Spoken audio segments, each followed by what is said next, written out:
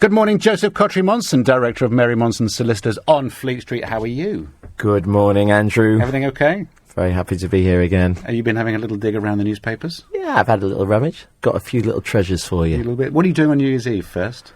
I think I'll be taking it quite easy. Are you? Got a newborn, I think. Oh, yes, of course. Yeah, so... that'll be special. My wife and I, maybe a glass of champagne. Simple as that, yeah. How old? 5 months, 3 days, something like that. You'll be lucky to make it to midnight. We'll see how I go. Good luck to you, good luck to you. What have you got from the papers? OK, well, foreign aid is a story that seems to be emerging both throughout the papers, within the pages, but also, Andrew, on the headlines. The Times and the lead in the Daily Mail. And it's kind of a story that's masquerading as an honours story, because Mark Lowcock, the civil servant responsible for international development, will receive a knighthood. Now, he's faced some fairly severe criticism over his handling, or I should say his department's handling. I'm sure he wasn't the only person involved in this, of the allocation of a large amount of money, £285 million, for an airport at St Helena. That's an island, I think, that's been quite useful to the British in the past. Didn't we put Napoleon there? We put Napoleon there, and yes, and he had a desk delivered that was that he was given on his christening from his parents, and he wrote letters. I think there was a Lovejoy episode about it. Was there? Was there? But I've actually seen that table and seen the letters between him and Josephine that he wrote from there, as an aside, but there we go. Wow. Well, it appears that St Helena, as it transpires, which was going to have this airport, is an island which probably can't sustain air travel because of wind conditions. I don't know how much of that is all true, and frankly, when you read these stories, there's so much sensationalism and exaggeration about them. It may be that money isn't all wasted, but I think the reality is this is a thinly veiled attack on the principle of international aid. This is the drip, drip, drip of why on earth are we doing this? And I have to say, I've got an opinion on this, Andrew, for a change. Go on. I think the mistake that the papers and anybody who swallows this without discriminating a little bit between fact and fiction have been making in the way in which they present foreign aid and understand foreign aid is, first of all, presenting it or thinking that it's charity. It's not charity.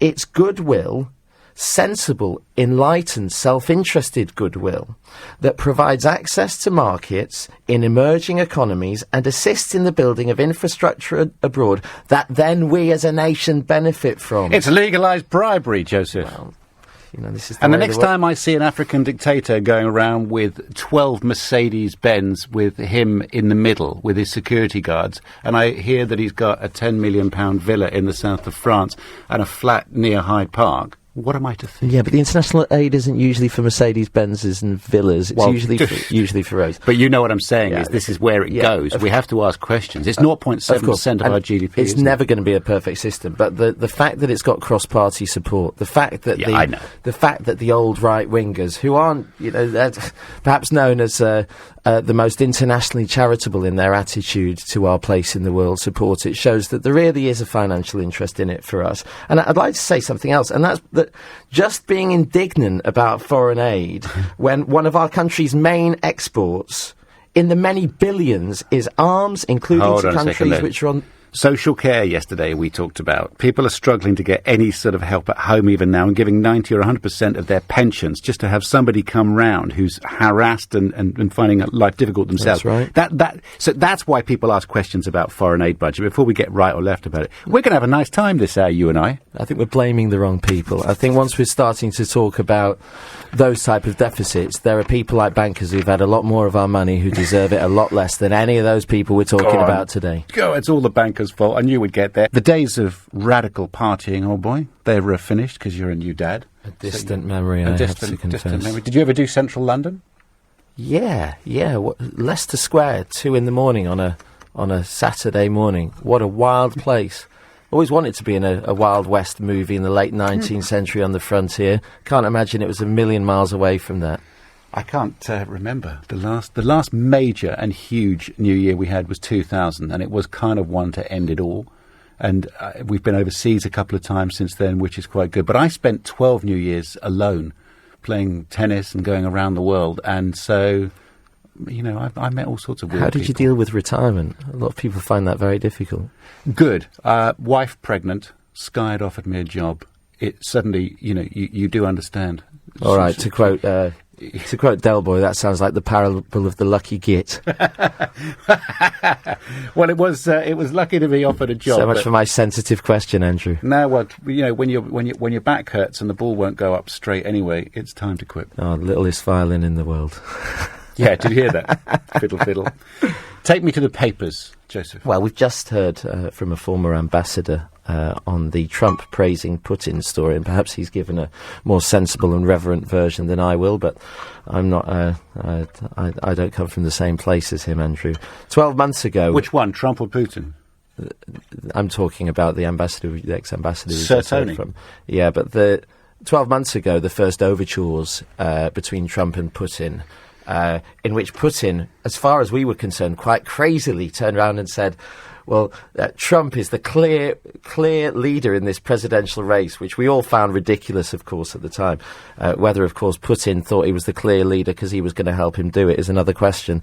But they were making these bromantic overtures. It was like an 80s buddy cop movie. And I remember I was sitting in this chair laughing and we were talking about it. And, of course, we didn't imagine that we would be living, instead of an 80s cop buddy movie, some kind of dystopian Arnold Schwarzenegger film like Total Recall or The Running Man. That quote from Donald Trump, Putin is a smart guy. Andrew, let me ask you a question. Have you ever noticed that the only people who prefer to use the word smart instead of the word clever are idiots? No, I haven't noticed that. Okay, well, that's my view, and I'd like anyone to call in if they disagree with me. In a negotiation or any new and budding relation, especially a power relationship like these two have, to be unpredictable in any negotiating stance, be it Brexit or anything else, I think it helps to be unpredictable for people not to know what's going on. Well, we've certainly got that. In a one-on-one sport, it's the same thing. To be predictable is to be weak. And if there's one thing you can say about Donald Trump, he's totally unpredictable. He's definitely turned off the guidance systems and using the force. We're looking at a new world order here, and actually there may be some sense behind what he's doing or what he's trying to do. And I say this through the grittiest of gritted teeth. Alliances are being thrown out the window in the Middle East, new ones are being forged. But is there an argument that the wanton destruction and carpetbagging of the Bush administration in crazy foreign wars that have achieved nothing, even for the oil industry, which they were supposed to serve, mean that some type of rebalancing is necessary in any case? One thing's for sure, there are splits in American political thought about this, and many Republicans agree with Obama we should be sticking with the status quo. Of course, the electorate doesn't. You talk about these crazy wars and everything else. So Assad uses chemical weapons on his own people. We say we're not going in and America follows. What would you do? Well, if that was the reason we went in, we might be having a different conversation. But we went into Afghanistan over a pipeline, and we went into Iraq over oil. But on Syria, back in 2013, specifically on that vote, how would you have voted on Syria after seeing Assad killing his own people with chemical weapons? What would you have done? I think that's a much more difficult moral question, but I don't think that's caused. But that's the question you have to wrestle with if you are in power and in politics. Yeah, but it's not the point I'm making. The point I'm making is once you send troops on the ground and go for regime change and those types of things in a much more full-on way, you are causing decades worth of upheaval. What I'm saying is it's okay to wave a placard. It's quite another thing to act. No, absolutely.